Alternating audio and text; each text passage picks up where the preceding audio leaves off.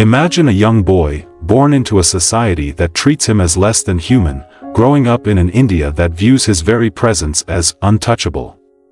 Picture the boy walking down dusty village roads, kept apart from other children because of his caste, denied access to the same water, the same education, and the same respect. Now, imagine this same boy, armed with determination, intelligence, and unbreakable will, rising above those circumstances to change the future of an entire nation. This is the story of Bhimrao Ramji Ambedkar, a name synonymous with India's fight for social justice, a figure who not only helped shape the Indian constitution but also led millions out of centuries of oppression and into spiritual freedom. Doesn't that sound incredible? This story is not just about legal frameworks or political reforms, although Ambedkar was a genius in those areas, but about the transformation of an entire people, a moral revolution that changed the landscape of India. Can you imagine the strength of character it took for a man born into oppression to rise as a national hero and champion of the oppressed? This is the life and legacy of Bhimrao Ramji Ambedkar, a man who defied every barrier and reshaped the destiny of millions.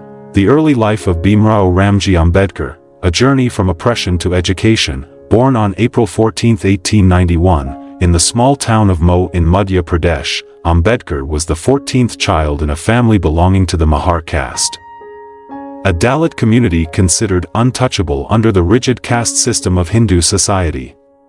Imagine the weight of being born into such a world where your very existence is considered impure, where every door seems closed, and where society deems you unworthy of even the most basic human dignity. The injustices of this system weren't just theoretical or distant for Ambedkar, they were his daily reality.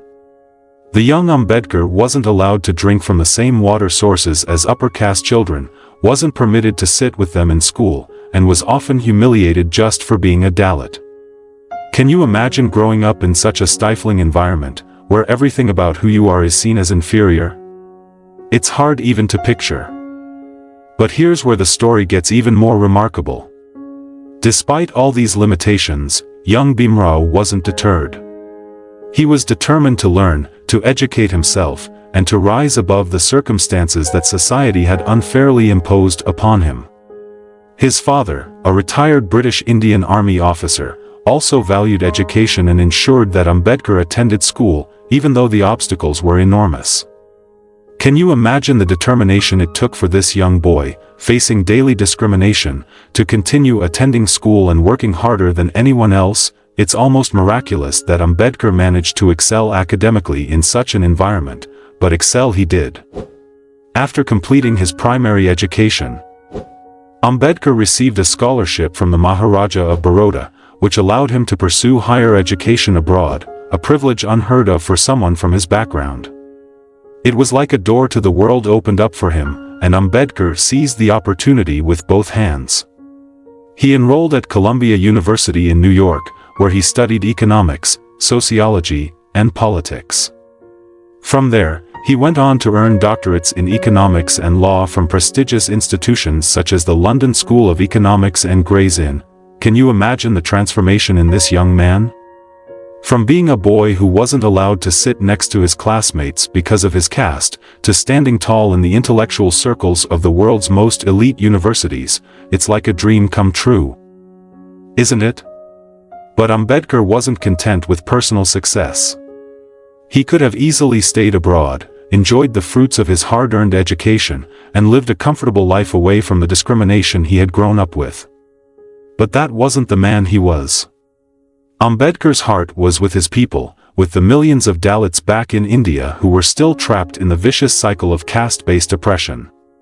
So he returned, Ambedkar's fight against caste-based discrimination, a battle on multiple fronts. When Ambedkar returned to India, he could have chosen a quieter life, perhaps as a scholar or a lawyer, contributing to society in a less confrontational way. But Ambedkar wasn't built for silence or passive acceptance. His entire being was committed to the fight for justice, justice for Dalits, for women, for anyone trapped in the brutal caste system. Can you imagine the fire inside him, the burning desire to change a system that had caused so much suffering for so many? Ambedkar's fight was not just about legal reforms or political representation, it was a fight for dignity. He understood that the caste system wasn't merely a social construct, it was ingrained in the religious and cultural fabric of Hindu society. To dismantle it would require more than laws, it would require a transformation of how people thought, how they believed, and how they practiced their religion. And Ambedkar wasn't afraid to take on this massive challenge. In 1927, Ambedkar made one of the boldest moves of his career. He publicly burned the Manusmriti, an ancient Hindu text that codified caste hierarchies. This act was more than symbolic, it was a direct challenge to the religious and social order of the time. Can you imagine the shockwaves this must have sent through Indian society? Here was a Dalit, someone who was supposed to be untouchable, openly defying the religious texts that supported the caste system. It was a revolutionary act of defiance, and it showed that Ambedkar wasn't afraid to confront the system head-on, but Ambedkar didn't stop there. He went on to fight for Dalit representation in legislative assemblies and was instrumental in securing reserved seats for Dalits in the Government of India Act of 1935. He also founded the Independent Labour Party, which advocated for the rights of both Dalits and other marginalized groups. Ambedkar understood that political power was crucial to securing social change, and he wasn't going to allow the upper caste elites to monopolize that power. However, Ambedkar quickly realized that political and legal reforms, while necessary, were not enough to dismantle the deep-rooted inequalities in Hindu society. The caste system wasn't just a legal or economic issue, it was a religious one, embedded deeply in Hindu scriptures, rituals, and customs. And it was this realization that led Ambedkar to make one of the most significant decisions of his life.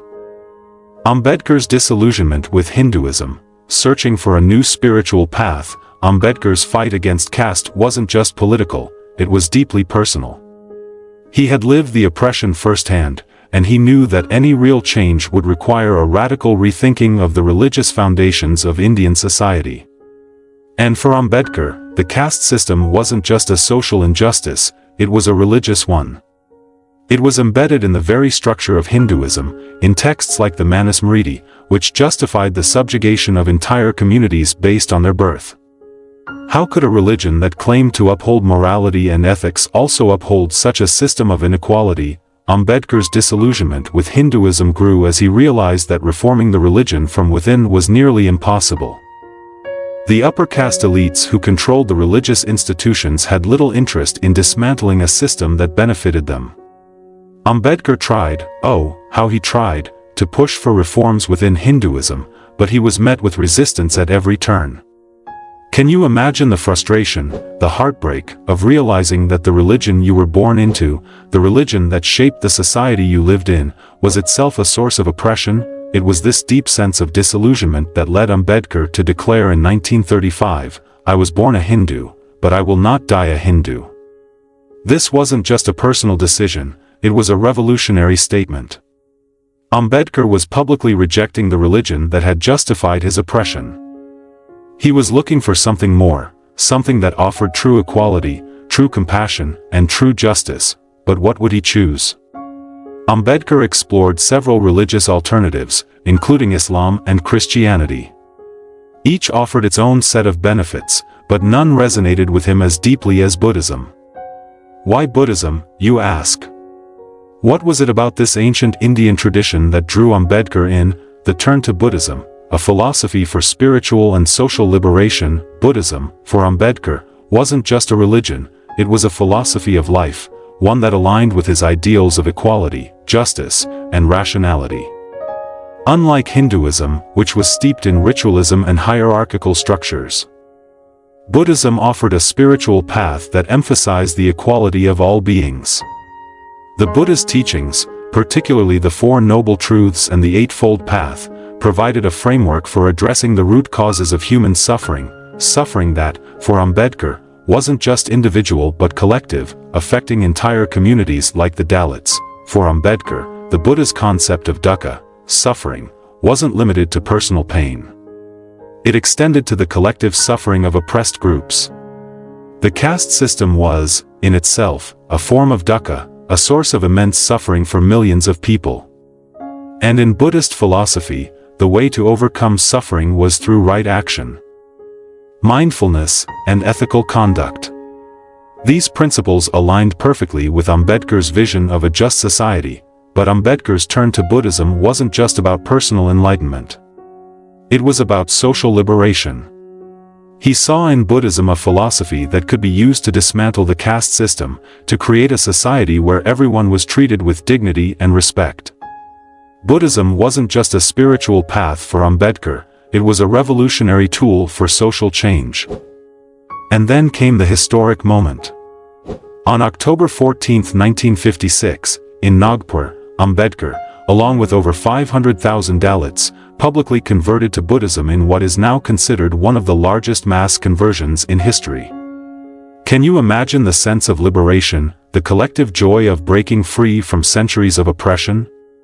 This wasn't just a religious conversion, it was a social revolution, but Ambedkar didn't just adopt Buddhism as it was practiced at the time.